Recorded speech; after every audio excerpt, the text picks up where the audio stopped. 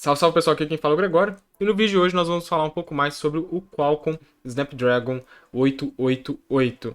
Esse chipset já saiu há um certo tempo no mercado, mas agora a gente está vendo os principais modelos saindo e vendo que está despontando, sendo aí um dos melhores chipsets do mercado. Então vamos ver o porquê, o que ele tem de tão interessante e bora lá. Bom, o principal destaque que a gente tem aqui nesse chipset, na parte de processamento, a gente tem uma Adreno 660, que ela entrega aí renderização de gráficos 35% mais rápida do que a versão anterior. Suporte ao OpenGL ES 3.2, a OpenCL 2.0, a Vulkan 1.1, a suporte a decodificação H265, VP9 também, HDR10 Plus, HDR10, a gente também tem HLG e Dolby Vision. Já na parte de CPU, a gente tem uma Cryo 680, que é 25% mais performática que o chip anterior, trabalhando em acima de 2.84 GHz. E aqui a gente tem um dos grandes diferenciais aí do Snapdragon 888, que é um Hexagon 780. O Hexagon é um acelerador de AI, tá? Ele tem 16 vezes mais memória dedicada do que sua versão anterior, tem 3 vezes mais performance por watt, ou watt, né? E 2 vezes mais capacidade de computação acelerada por tensores. Nas gerações anteriores, a gente tinha 3 aceleradores. Um escalar, um de vetor, e a gente tinha um tensor, né, de tensores. Só que nessa geração, eles foram fundidos num único lugar e passaram a compartilhar a mesma memória. Então você tem aí um aumento de desempenho, pois o fluxo está contido num só local. Bom, a gente tem também a segunda geração do Qualcomm Sense Hub, tá? Que é um processador de AI dedicado, e ele aí consome muito menos energia do que o nosso querido Hexagon 780. Ele consegue aumentar o desempenho até 5 vezes e tirar aí até 80% da carga de trabalho do Hexagon. Isso acaba economizando bastante energia, o que é muito bom e é sempre um dos focos da Qualcomm. Se a gente for olhar aqui a quantidade de operações por segundo do 888 versus o 865, a gente vê que é uma diferença muito grande e muito gritante. Tá? A gente tem realmente um aumento significativo de 15 teraflops para 26 teraflops. Essa questão dos teraflops é interessante, depois eu vou fazer um vídeo explicando o que é exatamente um teraflop. Tá? A gente tem aqui uma visão mais abstrata, né, mais por cima do que a gente traz nesse Snapdragon 888. A gente tem tanto ali a Adreno 660 destacada, quanto a região onde a gente tem o processamento escalar, o de tensor e o vetorial. A gente tem ali também o Qualcomm Sense Hub, a gente tem o Qualcomm Cryo 680 e esses são os maiores destaques, além da parte de I/O que a gente tem ali, por exemplo, o modem 5G e também o Fast Connect. Bom, e na parte do 5G, a gente tem um modem RF, né? Que aí é um sistema da Qualcomm, que é o Snapdragon X60 5G Modem RF System, que basicamente traz aí o 5G em microondas, que é abaixo dos 6 GHz, e traz uma tecnologia chamada Dynamic Spectrum Sharing, tá? Bom, a gente tem o Qualcomm 5G Power Saving, que é aí mais um controlador que é feito em 5 nanômetros, e melhora aí um pouco o consumo energético. A gente tem o Qualcomm Smart Transmit Technology, que aí otimiza a velocidade dos uplinks. A gente tem o Qualcomm Wideband Envelope Tracking, que oferece eficiência de energia e de também cobertura aprimorada.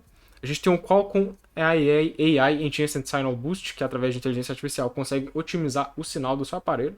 A gente tem um suporte global a 5G, multisim. A gente tem um downlink acima do 7.5 gigabits por segundo e um uplink acima dos 3 gigabits por segundo. Tá? Na parte de Wi-Fi e de Bluetooth, a gente também tem aí o Fast Connect 6900, que é um sistema aí de Wi-Fi nos espectros de 2.4, 5 e 6 GHz. A gente tem um pico de velocidade de 3.6 gigabits por segundo. Na parte de segurança do Wi-Fi, a gente traz o WPA3 Enterprise, o WPA3 Enhanced Open, a gente traz o WPA3 Easy Connect e o WPA3 Personal, que são protocolos de segurança baseados no WPA.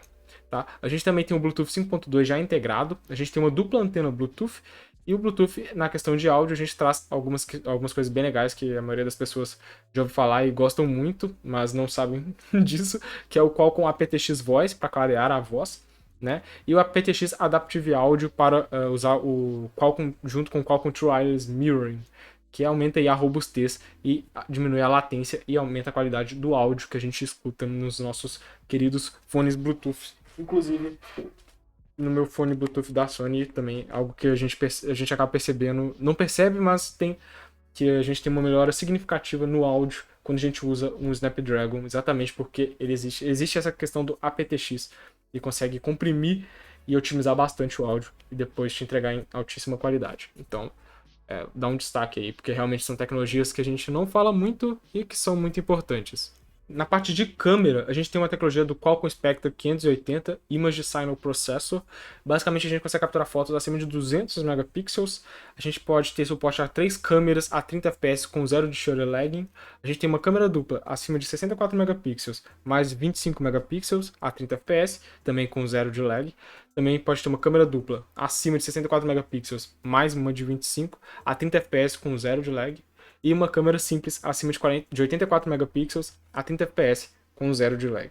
Tá? A gente consegue fazer captura de vídeo em 4K com mais fotos em 64 megapixels, captura de vídeo em 8K a 30 fps, captura de vídeo em slow motion a 720p ou 960 fps e a gente captura aí vídeos a 4K a 120 fps, tá?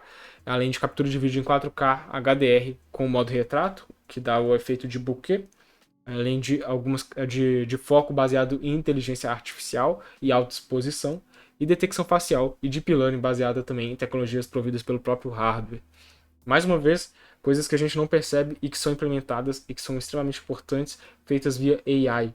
Tá? E é por isso que a gente tem tantos aceleradores de inteligência artificial nesse chipset. Muito interessante. O foco, eu vivo falando aqui, eu já falei em um monte de vídeo que inteligência artificial é o futuro, e a gente vê isso principalmente nos smartphones, que os smartphones, assim, os tops de mercado sempre têm núcleos dedicados à inteligência artificial, porque usa o tempo todo e a gente nem vê, não enxerga, não sabe. Desde o seu aparelho que está conectado via Bluetooth, está usando alguma tecnologia que tem AI, desde a sua câmera, passando, né, a câmera, e outras tecnologias, por exemplo, algumas até que não são tão claras, mas são usadas. Por exemplo, um aplicativo novo do Google que faz aí o escaneamento de um documento em PDF e usa inteligência artificial para otimizar. Então, assim, tem AI em todos os lugares e, assim, precisa de núcleos dedicados a isso, porque senão o processamento fica muito pesado. Então, a gente joga em núcleos dedicados. No caso do Snapdragon aqui, é o núcleo Hexagon, né? E ele tem também um hub secundário ali que ajuda. Na parte de áudio, tem o Hexagon Voice Assistant Accelerator, usando aí o codec do Qualcomm Acoustic, né, áudio. Na parte de display, a gente tem suporte a displays no dispositivo, ou seja, colado na tela 4K 60 Hz ou Quad HD Plus a 144 Hz e suportes a display externos conectado via HDMI, 4K ou via HDMI, Thunderbolt, não importa, mas conectado externamente a 4K 60 Hz com HDR10 e HDR10 Plus. E a gente tem também a parte de demura, que é uma inspeção e correção visual, e renderização de subpixels para uniformidade em telas OLED. Tá? Na parte de memória, a gente tem suporte a LPDDR5 acima de 3.200 MHz, sim, memórias a essa frequência, suporte a memória acima de 2.133 MHz e suporte acima de 16 GB de memória RAM. Na parte de carregamento, a gente tem um Qualcomm Quick Charge 5, né? É uma tecnologia muito difundida já. Na parte de segurança, a gente tem o que a gente chama de Platform Security Foundations Trust Execution Environment, que é até algo que a gente viu no ARM V9 recentemente. Na parte de algumas questões de serviço e também o que a gente chama de Security Processing Unit, que é uma unidade de processamento de segurança dedicada. A gente tem também na parte de wireless, o Qualcomm Wireless Edge Service, que é o WES. Também tem outras questões envolvendo biometria, que seria o Qualcomm 2D Sonic Sensor, que é para impressão digital usando tela, e o Qualcomm 2D Sonic Max, tá? E o Qualcomm Type 1 Hypervisor, ou seja, a gente tem a possibilidade de um hypervisor no seu Qualcomm, ou seja, o sistema não necessariamente roda diretamente no hardware, ele passa por um hypervisor, então ele consegue fazer mais uma camada de abstração aí. Teoricamente, seria possível executar mais de um sistema em cima desse hardware. Muito interessante. Bom, e esse foi o Snapdragon 888. Vocês veem aí que tem muita coisa proprietária da Qualcomm, com nomes da Qualcomm. E assim, a Qualcomm está no... Nossa, falei Qualcomm 5 vezes? 4. Mas, vou voltando aqui. Porque ela realmente proprietária de muitas patentes extremamente interessantes, muito benéficas aí nos smartphones. Porém, tudo fechado, claro, isso é um pouco ruim, não é tão legal. Mas, realmente, a gente tem a qualidade quase assim... A melhor qualidade possível no mercado hoje em nível de chipset é dado pela Qualcomm, que ela tem todo o trabalho de fazer uma ponta a outra do seu do seu chipset, né? A única parte que ela realmente não faz é a arquitetura, que é a ARM, né? A ARM, aí carregando o ARM no Snapdragon 888, é a ARM V8, mas assim, o ARM V9 é outro dia, né? Então assim, muito interessante, muito legal. São muitas questões de segurança que foram implementadas também, como está sendo implementado no ARM V9 e em outras áreas. E, claro, o destaque que eu sempre dou aqui, que é inteligência artificial. Vocês vão ver que em pouco tempo todos os aparelhos vão ter recursos dedicados à inteligência artificial. Eu já havia citado o Snapdragon 888 com o Hexagon, se não me engano foi no vídeo da Intel sobre o Rocket Lake, que eu falei, olha só, a Qualcomm já tem núcleos dedicados, tá faltando a Intel aí, colocar núcleos dedicados a AI. Eu acredito que as próximas gerações de todos os processadores venham aí já com núcleos dedicados e também a mesma coisa dos chipsets. Isso aí deve vir no Samsung, Huawei, todos eles devem trazer os seus chips dedicados à inteligência artificial, tá? Porque é muito importante e assim, como eu disse no vídeo da Intel do Rocket Lake, Samsung já traz, Huawei já traz, o Qualcomm já traz, então está sendo uma tendência muito grande. Eu acredito que não tenha como fugir mais disso. A maioria dos processadores virão com núcleos dedicados à inteligência artificial. No caso aqui da Qualcomm, a gente tem 2 núcleos, tá? Então, assim, muito interessante, né? Bom, é isso, eu vou ficando por aqui, espero que você tenha gostado. Não se esqueça de compartilhar esse vídeo com o seu amigo e de deixar o like e os comentários, tá? Não se esqueça de se inscrever e nos vemos no próximo vídeo. Até lá!